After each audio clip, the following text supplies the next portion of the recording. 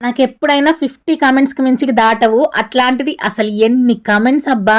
Comment box బద్దలైపోయింది. దాదాపు పోస్ట్‌కి, వీడియోకి కలిపి 500 ఎబోవ్ కామెంట్సే ఉన్నాయి. దాంట్లో కొన్ని నా రిప్లైసే అయినా కూడా 300 ఎబోవ్‌నే ఉన్నాయి.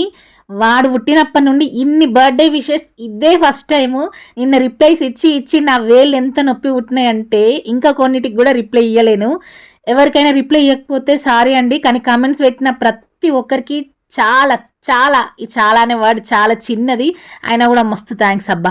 నిన్నటి రోజుని ఎప్పటికీ నేను నా ఫ్యామిలీ మర్చిపోలేము. ఈ ఇంట్లో వాళ్ళలాగా నన్ను నా ఫ్యామిలీని కలుపుకున్నారు.